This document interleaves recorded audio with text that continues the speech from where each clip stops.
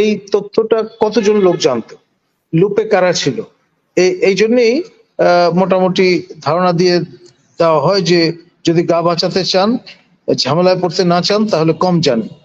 কম জানলে কোনো ইনকোয়ারি বা কোনো রকমের আপনার তদন্ত হলে তখন কিন্তু আপনি মাপ পেয়ে যাবেন। তা কাউন্সিল অবিলম্বে গঠন করা, আর প্রয়োজন হচ্ছে আবিষ্কারের প্রসূতি। এখনো যদি আমাদের সম্বিত না ফেরে তাহলে আর কবে ফিরবে? এবং আমরা পড়ে গেছি আপনার ইন দ্য মিডল, এরকম একটি অবস্থা। আর গোলাগুলি একবার যখন আপনার ব্যারেল থেকে বেরিয়ে যায় তখন কিন্তু তার নিজস্ব নিয়ম এসে আপনার চলতে থাকে।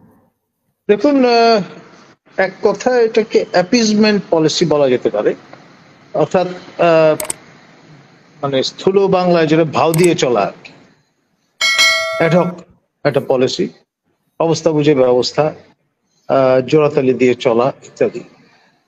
ব্রিটিশ গভর্নমেন্ট এই অ্যাপিজমেন্ট পলিসি পার্সু করেছিল বলেই হিটলারের এই বৃদ্ধি এবং বিস্তারটা ঘটেছিল।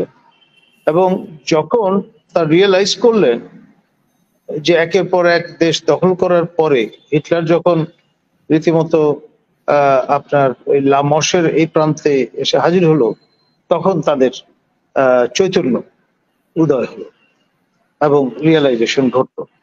তো ইট ওয়াজ টু লেট। এখন আমাদেরও সেরকম দশা হয় কিনা কে জানে, সুতরাং সময় তা বলে দেবে। আর আমাদের নানানভাবে যে রকমের পরিস্থিতি মোকাবেলা করতে হচ্ছে তা রীতিমতো নানান চ্যালেঞ্জের মুখে ফেলছে আমাদের এই যে বিশাল সীমান্ত ভারতের সঙ্গে, সেখানেও কিন্তু নানান রকমের সমস্যা নতুন করে তৈরি হচ্ছে। আর আপনার এই পাশে কুমিল্লা বলুন, ওই পাশে যশোর বলুন, সর্বত্রই কিন্তু একই রকম পরিস্থিতি বিরাজমান। তো ফলে এই বিষয়গুলো একটা পার্সপেক্টিভে ফেলে আমরা যদি দেখবার চেষ্টা না করি এবং একটা মীমাংসা বা সলিউশনে যাওয়ার চেষ্টা না করি, তাহলে আমাদের কপালে কিন্তু খারাপই আছে।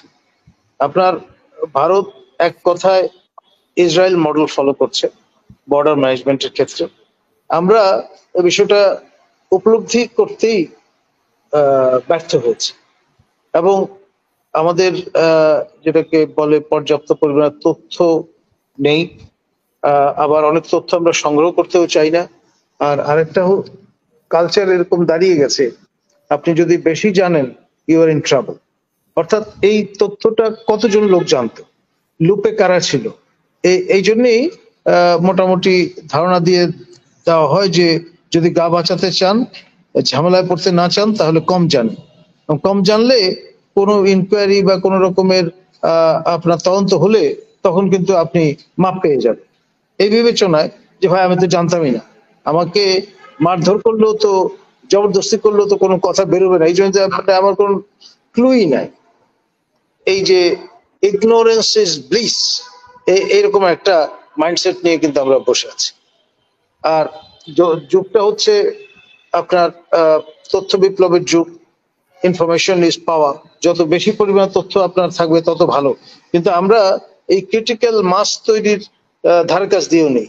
আমরা বরং ওই সবাই একটা জিগির তুলে একটা মৌতাতে থাকতে পছন্দ করি বা করছি, এবং তার জন্য আলটিমেটলি কিন্তু আমাদের চরম মূল্য দিতে হতে পারে। আমি আমার অগ্রজপ্রতিম আর সহ আলোচক ডক্টর সিনহা সাঈদ মহোদয়ের সঙ্গে পরিপূর্ণভাবে একমত। আমি মনে করি যে জাতীয় নিরাপত্তা কাউন্সিল প্রণয়ন এখন সময়ের দাবি। আমাদের প্রয়াত অ্যাম্বাসাডর আমাদের ওয়ালিউর রহমান সারাটি জীবন তিনি এই দাবি নিয়ে উচ্চকিত ছিলেন। তিনি সম্প্রতি ইন্তেকাল করেছেন। তার বিধি আত্মার প্রতি সম্মান জানানোর জন্য হলেও আমাদের উচিত জাতীয় নিরাপত্তা কাউন্সিল অবিলম্বে গঠন করা। আর প্রয়োজন হচ্ছে আবিষ্কারের প্রসূতি। এখনো যদি আমাদের সম্বিত না ফেরে তাহলে আর কবে ফিরবে?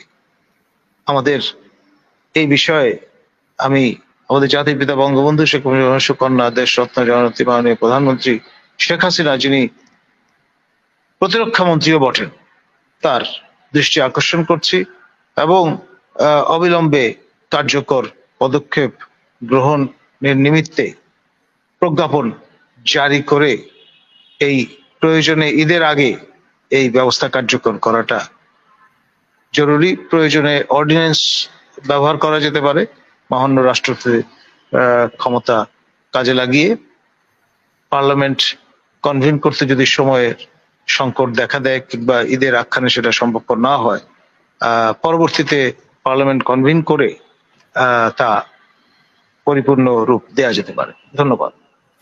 ওনার উপর কি আসলে আন্তর্জাতিক চাপ আছে কিনা এই বিষয়ে? এই জন্যই কি মানে অতটা তৎপরতা আমরা সরকারের কাছ থেকে দেখতে পাচ্ছি না? এটা কি আপনি মনে করেন কিনা? এবং আসলে খাবার যাচ্ছে না, খাবার সংকুলান, তারপরে জাহাজে ভয় দেখা, মানে জাহাজ ওইখানে স্থায়ীভাবে বসে আছে, সেটা একটা আতঙ্কের জায়গা।